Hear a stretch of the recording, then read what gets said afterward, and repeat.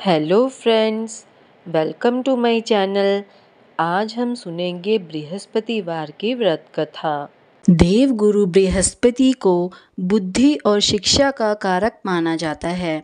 गुरुवार को बृहस्पति देव की पूजा करने से धन, विद्या, मान सम्मान, प्रतिष्ठा और कई अन्य मनोवांछित फल की प्राप्ति होती है। धार्मिक ग्रंथों के अनुसार गुरुवार को भगवान बृहस्पति की पूजा का विधान है। गुरुवार के दिन व्रत और कथा सुनने से घर परिवार में सुख समृद्धि बनी रहती है। गुरुवार के दिन पीले पुष्पों का प्रयोग करना चाहिए। भोजन भी चने की दाल का होना चाहिए और नमक नहीं खाना चाहिए। पूजन के पश्चात कथा सुननी चाहिए। इस तरह के व्रत करने से बृहस्पति जी अति प्रसन्न होते हैं। स्त्रियों के लिए यह व्रत अति आवश्यक है। इस व्रत में केले का पूजन होता है। आइए सुनते हैं बृहस्पतिवार की व्रत कथा। किसी गांव में एक साहूकार रहता था, जिसके घर में अन्न, वस्त्र और धन किसी प्रकार की कोई कमी नहीं थी, परंतु उसकी स्त्री बहुत ही कृपण थी। किसी भिक्षार्थी को कुछ नहीं देती, सारा दिन घर के कामकाज में लगी रहती। एक समय साधु महात्मा बृहस्पतिवार के दिन उसके द्वार पर आए और भिक्षा की याचना की। वह स्त्री उस समय घर के आंगन को लीप रही थी।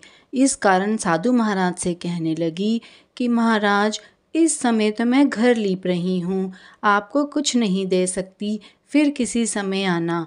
साधु महात्मा खाली हाथ चले गए। कुछ दिन के पश्चात वही साधु महाराज आए।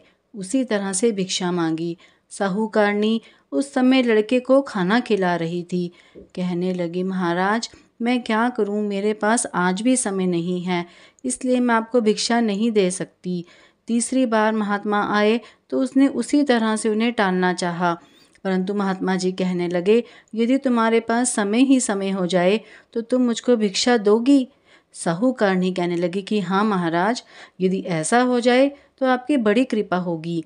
साधु महात्मा जी कहने लगे, अच्छा, मैं एक उपाय बताता हूँ। तुम बृहस्पतिवार के दिन चढ़ने पर उठो और सारे घर में झाड़ू लगाकर कूड़ा एक कोने में जमा करके रख दो। घर में चौका इत्यादि मत लगाओ। फिर स्नान आदि करके सब घर वालों से कह दो, उस दिन सब हजामत अवश्य बनवाएं। रसोई बनाकर चूल्हे के पीछे रखा करो, सामने कभी न रखो। सायंकाल को अंधेरा होने के बाद दीपक जलाया करो तथा बृहस्पतिवार को पीले वस्त्र धारण मत करो, न पीले रंग की चीज़ों का भोजन करो। यदि ऐसा करोगी तो तुमको घर का कोई काम करना ही नहीं पड़ेगा। साहूकारनी ने ऐसा ही किया। बृहस्पतिवार को दिन चढ़े उठी, झाड़ू लगाकर कूड़े को घर में जमा कर दिया। पुरुषों ने हजामत बनवाई, भोजन बनवाकर चूल्हे के पीछे रखा। वह सब बृहस्पतिवारों को ऐसा ही करती रही। अब कुछ काल बाद उसके घर में खाने को दाना ना रहा।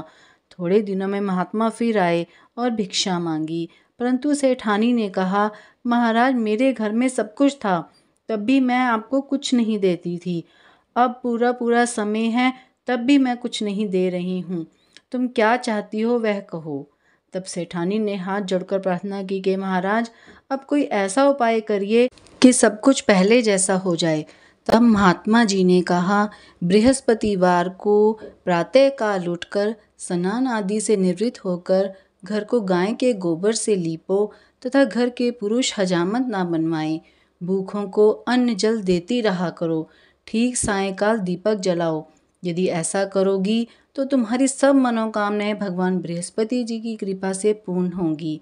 सेठानी ने ऐसा ही किया और उसके घर में धन धान्य वैसा ही हो गया जैसा कि पहले था। इस प्रकार भगवान बृहस्पति जी की कृपा से अनेक प्रकार के सुख भोग कर दीर्घ काल तक जीवित रही। तो ये थी बृहस्पतिवार की व्रत कथा। अगर आपने अभी तक मेरे चैनल को सब्सक्राइब नहीं किया है तो आप मेरे चैनल को सब्सक्राइब कीजिए और मेरी वीडियो को ज़्यादा से ज़्यादा लाइक और शेयर कीजिए।